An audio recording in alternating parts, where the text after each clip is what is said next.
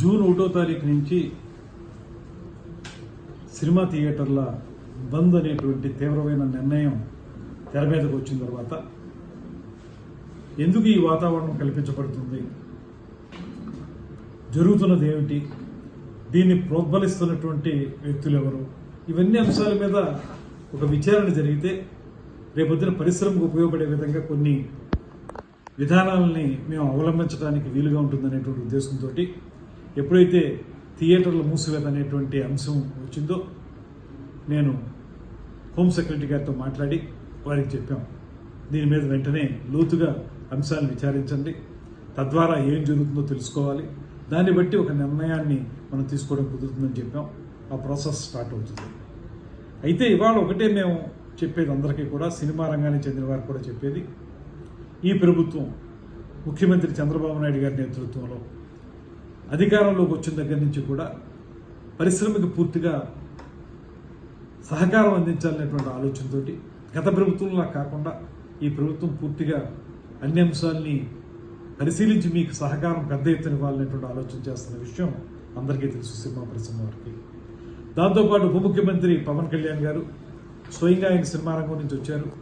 ఆయన స్పష్టంగా అధికారంలోకి వచ్చిన వెంటనే ఒక సమావేశాన్ని ఏర్పాటు చేసి పెద్ద నిర్మాతలందరినీ కూర్చోబెట్టి మాట్లాడి మీకు ఏ సమస్యలు ఉంటే వాటిని అన్నింటినీ పరిష్కరించడానికి మేము సిద్ధంగా ఉన్నాం, అదేవిధంగా సినిమా రంగాన్ని గౌరవించాల్సినటువంటి బాధ్యతను మేము తీసుకున్నాం, గతంలోలా కాదు అనేటువంటి మాట చెప్పి ఏ సమస్య మీకు ఇబ్బంది ఉన్నా కూడా మా సినిమాటోగ్రఫీ మినిస్టర్ ఉన్నారు, తనతో మాట్లాడండి అనేటువంటి మాట కూడా వారికి చెప్పడం జరిగింది.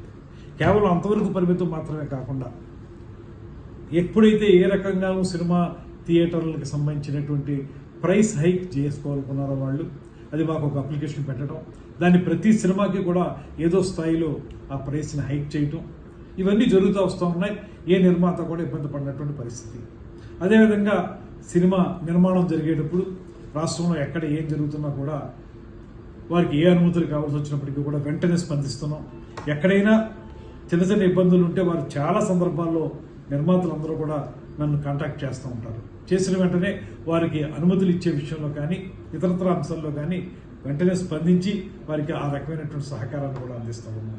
ఇలాగ ఒక మంచి వాతావరణం నడుస్తున్నప్పుడు ఇప్పుడు సడన్గా థియేటర్ల మూసివేత అనేటువంటి అంశం తెర మీదకి రావడం అనేది ఎందుకు జరుగుతుంది, దీని వెనక ఏమైనా కారణాలు ఉన్నాయా, అది కూడా రేపు జూన్ 12వ తారీఖున పవన్ కళ్యాణ్ గారి సినిమా రిలీజ్ అవుతున్న సందర్భంలో ఎందుకు ఈ రకమైన వాతావరణం వచ్చింది.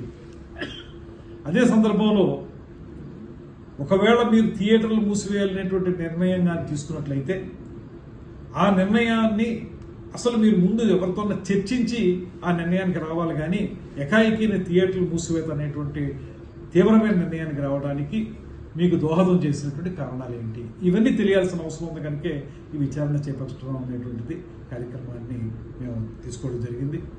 దీని ద్వారా ఒకటే మేము మనం చేసేది, ఇవాళ ఈ ప్రభుత్వం మీకు అత్యంత గౌరవం ఇస్తూ ఉంది, పరిశ్రమని అన్ని రకాలుగా కూడా ఆదుకోవడానికి సిద్ధంగా ఉన్నాం, కలిసి ముందుకు వెళదాం అనేటువంటి ఆలోచన చేయడానికి వీలుగానే కొత్తగా సినిమా సంబంధించినటువంటి పాలసీని తీసుకొస్తా ఉన్నాం.